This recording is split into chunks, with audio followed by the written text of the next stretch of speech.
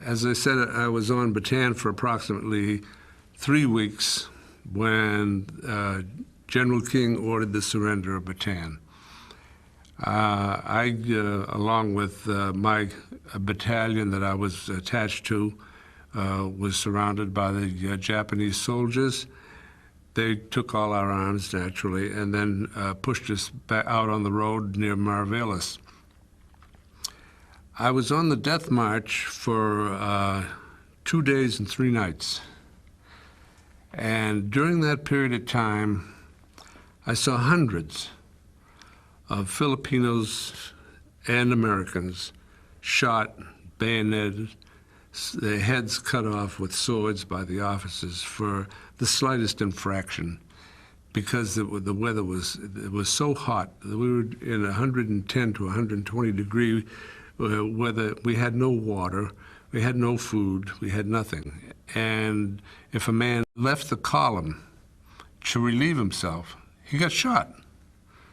If there was a puddle on the road and they saw that, even if it was muddy and no matter how it is, the men were so starved for water, so thirsty, and they ran over to get a drink from the muddy water, they got bayoneted or shot. On a 100-mile march, there were some 60,000 Filipinos.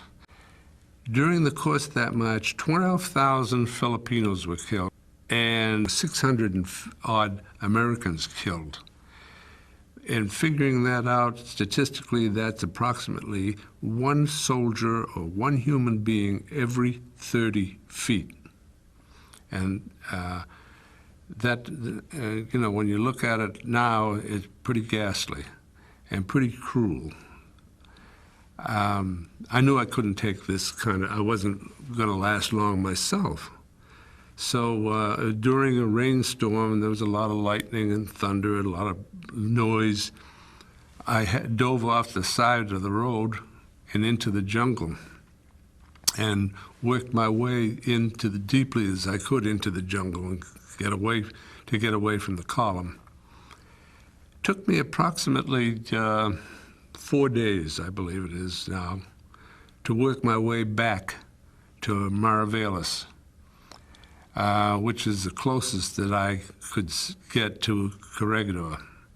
And I gathered up some wood and debris that was there, tied it together with anything I could find, and worked myself out into the bay and swam back to Corregidor. I would say that it took me a good 10 hours that I was in the water, not knowing at the time, but found out later that it was shark infested, but evidently I wasn't good enough to eat, and they weren't interested in me, thank goodness. But anyway, when I got close to the shore on Corregidor, then the Marines started firing at me.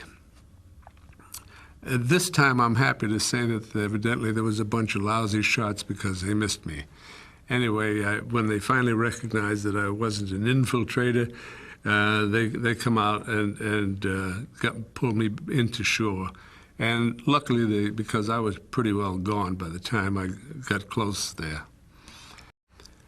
There is a picture of me in the National Geographic magazine showing a bunch of GIs out in front of the tunnel, and I happened to be in the front with my hands up. It was a propaganda film, a picture by the Japanese.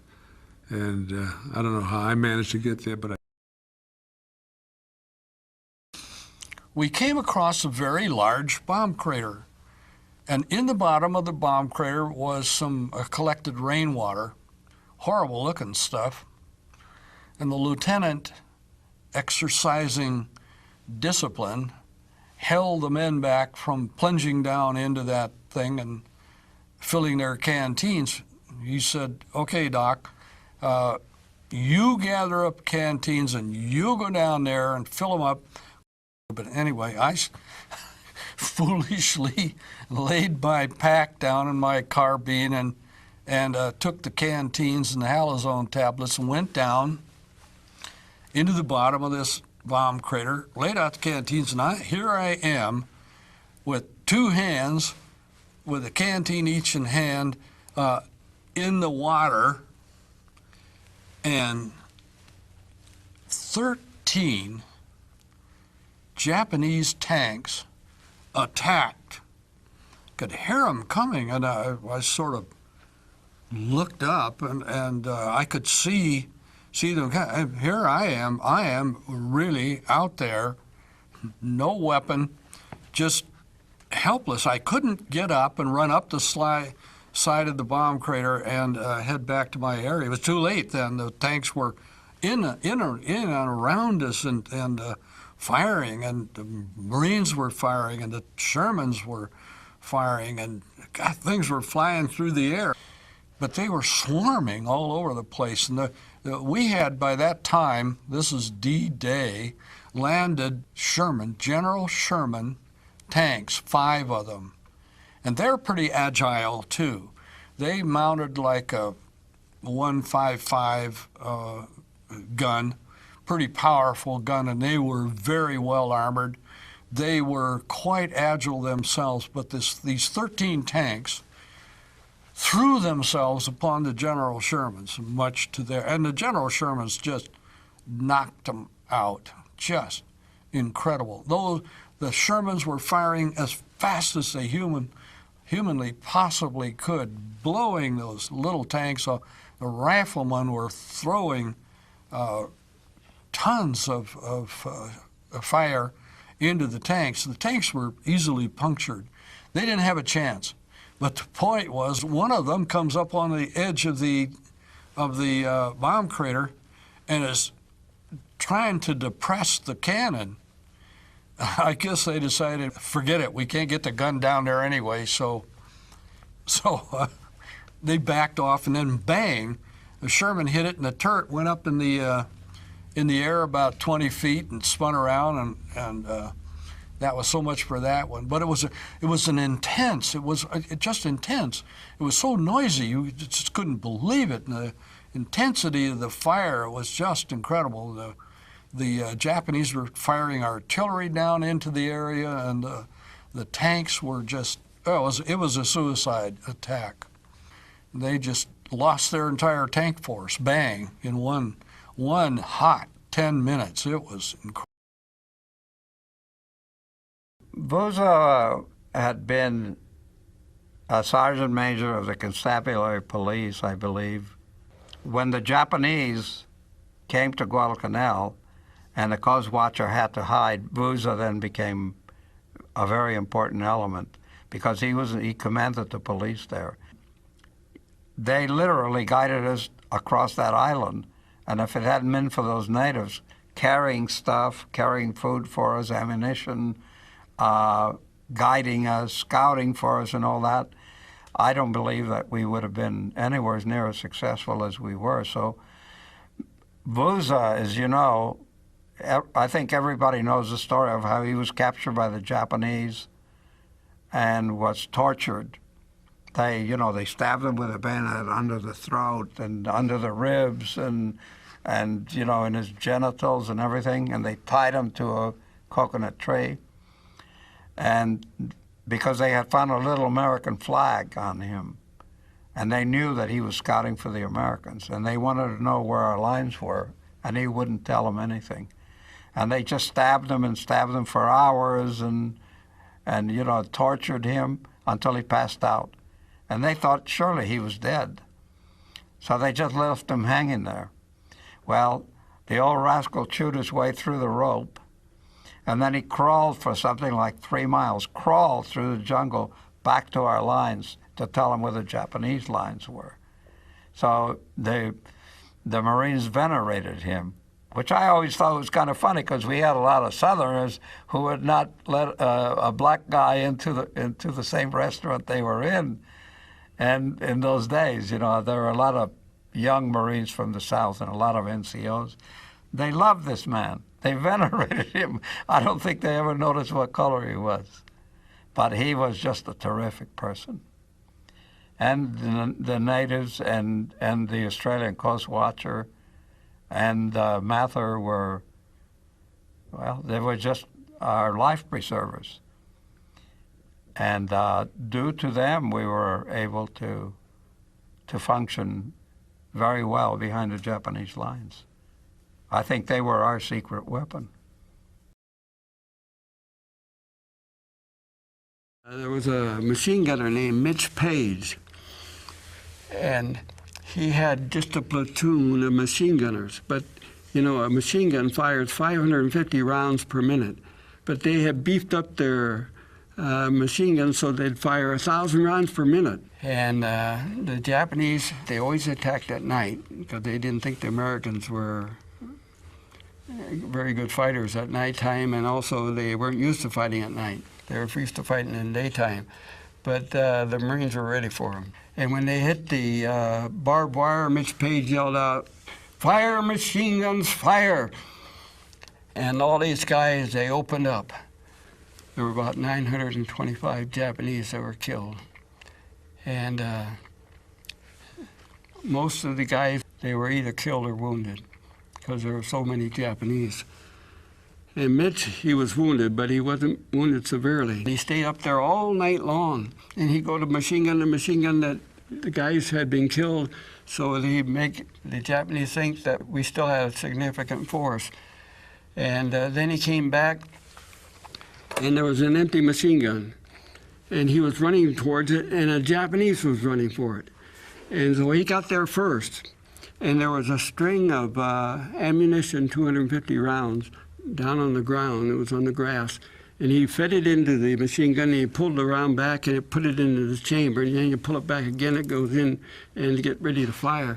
And he was getting ready to pull it back to fire. He says, my jaw was just frozen stiff. I couldn't move.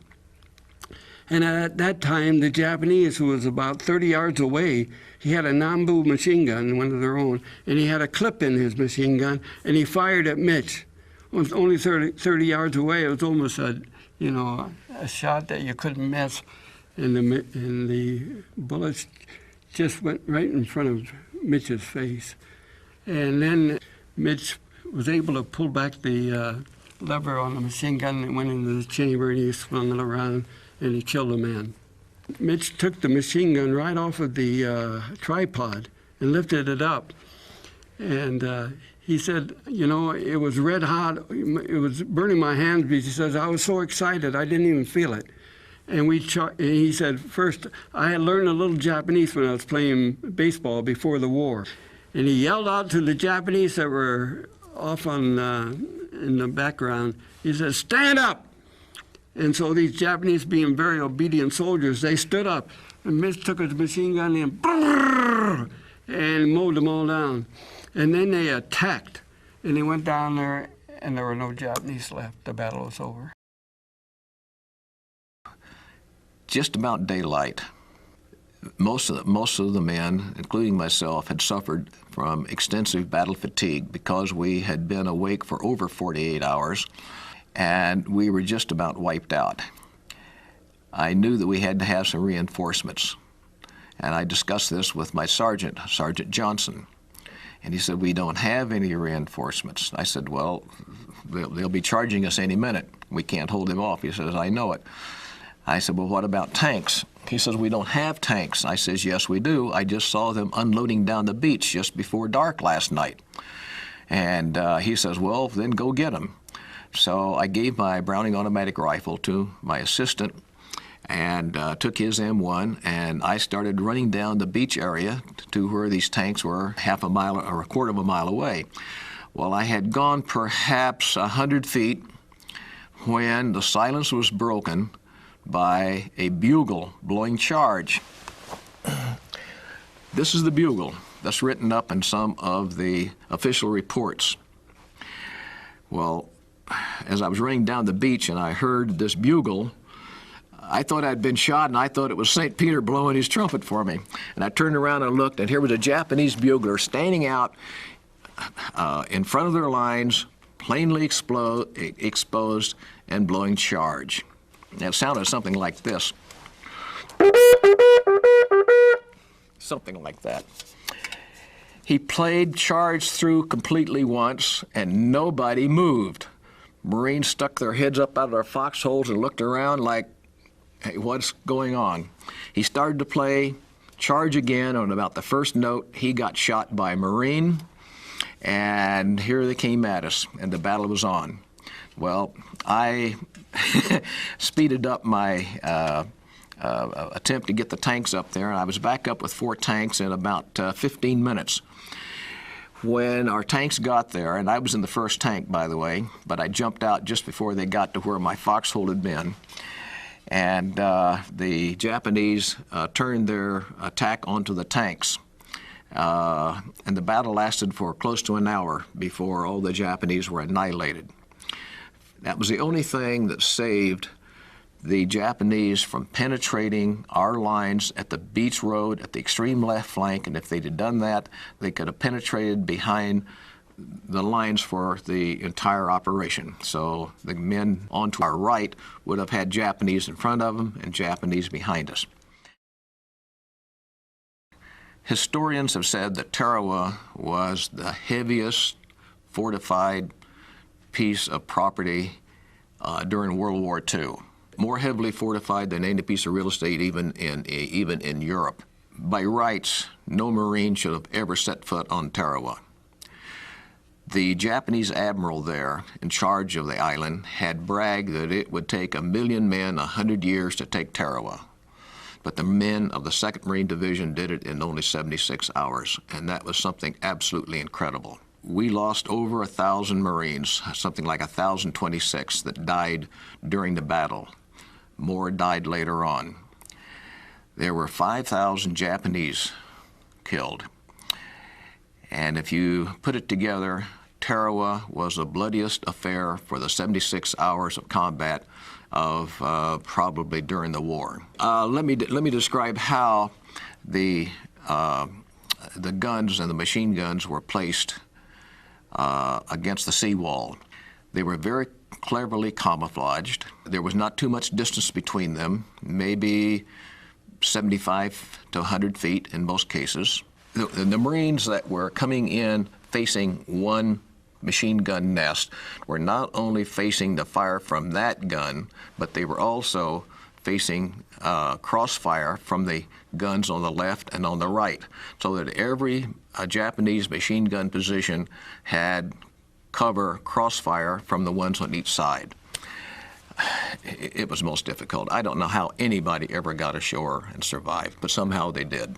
Tarawa was bombarded for several days before we landed by some of our battleships and cruisers and destroyers. It was also attacked by our aircraft to the extent that they thought that nobody could survive on the island. And a day or so before we landed, they gave up dropping any more bombs because they thought it would be useless.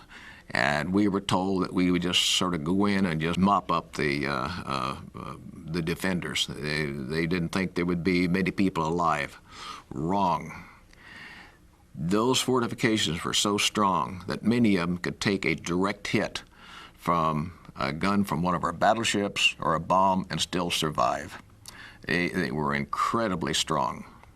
As a matter of fact, the Japanese admiral's command post was a large concrete building that had double walls to it. The walls were something like 2.5 feet thick.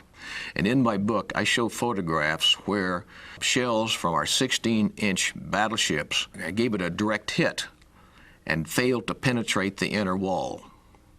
The fortification had to be taken by the Marines on foot, hand-to-hand combat. And I just wondered what the Japanese admiral thought when he saw Marines coming into his command post. Those that got ashore in the first few hours were stuck onto the very narrow beach in front of these machine gun nests. They finally managed to knock out these machine gun nests by basically going over the top of them and then attacking them from the rear. That was their soft spot. All during the first day and up until about noon of the second day, all of our forces were concentrated in the very narrow strip of beach in front of the seawall. Finally, about noon on the second day, it was decided that if they stayed there, they'd all die. So they thought they might as well take a few Japanese with them. They charged up over the seawall and finally succeeded in taking the island. In my book, I talk about what demoralized the Japanese, and according to one prisoner that we took, he said it was not our shelling, not the bombing, but it was the sight of the Marines that kept coming and kept coming. He said we could not stop them. They overran our defenses and took the island. The Japanese military had a history of winning all of their battles for over 2,000 years. It was not until Guadalcanal that they suffered their first defeat on land, and that was by the hands of the U.S. Marines. Defeat or surrender was not in their vocabulary. But after Guadalcanal, they began to get the...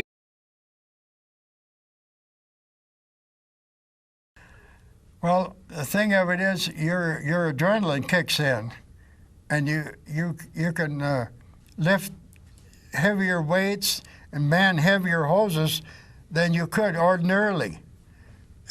2 men can't hardly hold a 2.5-inch hose with the fire pumps going at full blast. But we did it then at Pearl Harbor, and half the time you couldn't see, except you see a little flame now and then. And you kept the hoses going because the flames were burning on the water towards your ship. And if they're burning all around the stern of your ship, first you fan the flames back, and then you keep them from coming towards you, and the wind was blowing towards us. So we were just fighting and fighting. We had, of course, we had whites on, and the whites we had to throw away after Pearl Harbor. We had to throw our uniforms away. Everything you touched was black. It's black and oily and smelled bad. All the bodies were burning, and it's indescribable, really. It's so horrible that you put it out of your mind afterwards. If you don't, why, you'd wind up going over the edge. So actually, your rage saves you in a battle. You get so pent up, and your adrenaline kicks in, I guess they call it, that you fight. Well, it's a battle to the death, and they were machine gunning us while we were manning the hoses. We just hoped that they didn't hit us, and they hit the deck behind us. We could see the splinters coming up behind us, but we kept fighting the fire, and we saved the Tennessee by putting the fire out.